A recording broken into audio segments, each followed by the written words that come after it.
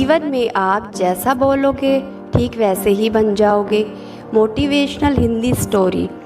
एक बार की बात, उत्तराखंड की पहाड़ियों के बीच बसा एक छोटा सा गांव था, छुटमलपुर।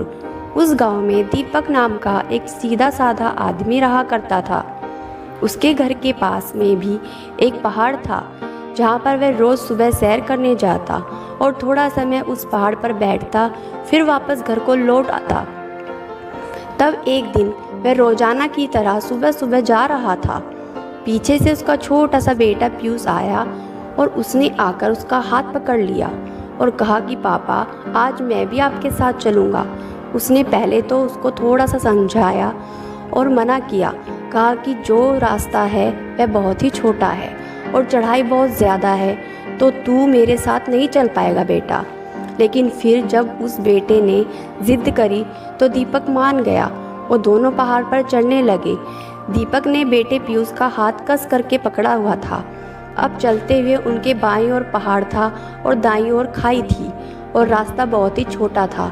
वो दोनों पहाड़ की चोटी तक पहुंचने ही वाले थे, तभी रास्ते में एक बड़ा सा पत्थर आया। क्योंकि दीपक उस रास्ते से रोज आया जाया करता था, तो उसको पता था कि वहाँ पर एक बड़ा सा पत्थर है, तो वह साइड से निकलने लगा। तभी पीयूष का ध्यान कहीं और था, वो तो बस नज़ारे देखता हुआ चल रहा था, तो उसका घुटना जाकर उस बड़े से पत्थर से टकरा गया।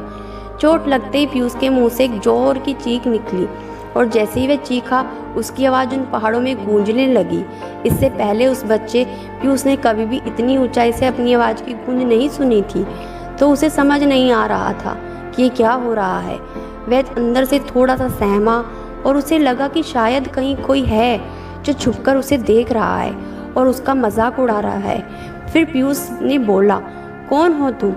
तो जब उसने अब की बार उस गूंज को सुना तो उसे गुस्सा आ गया। उसे लगा कि कौन है यह जो मेरा मजाक उड़ाए जा रहा है।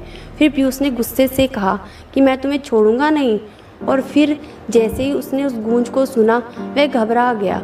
उसका पिता दीपक सब समझ रहा था कि क्या हो रहा है, लेकिन दीपक आज अपने बेटे को एक सीख देना चाहता था, इसलिए वह चुप ही रहा। तभी पीयूष ने अपने पिता का हाथ कसकर पकड़ लिया और उनसे पूछा कि पापा, कौन है यह जो मुझे इतना तंग कर रहा है? कौन है यह जो मुझे इतना डरा रहा है?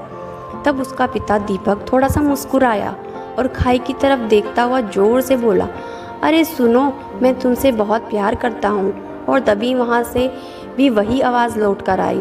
अब की बार आई इस वाली आवाज़ से पीयूष हैरान हो गया और उसे समझ नहीं आया कि आखिर हो क्या रहा है, क्योंकि वही इंसान जो उसका मजाक उड़ा रहा है, उसको तंग कर रहा है, वह उसके पिता को बोल रहा है कि मैं तुमसे बहुत प्यार करता हूँ।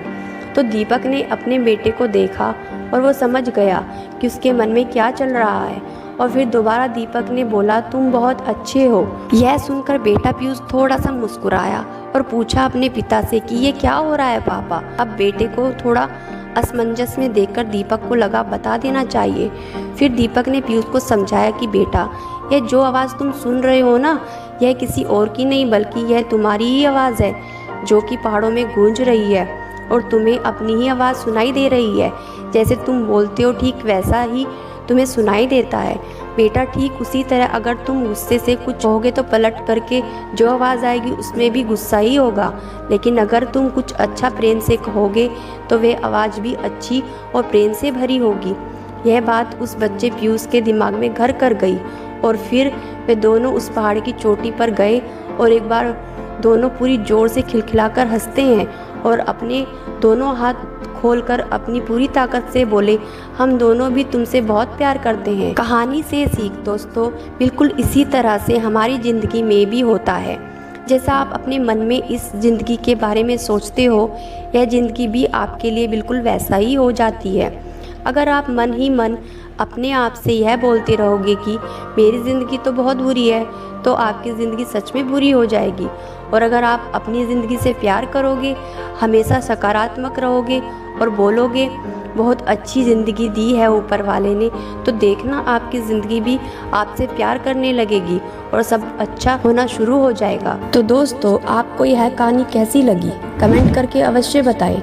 अच्छी लगी तो लाइक करें, अपने दोस्तों के साथ शेयर करें और ऐसे ही रोज़ाना नई कहानी सुनने के लिए हमारे चैनल कहानी मेला को सब्सक्राइब करना ना भूलें। धन्यवाद।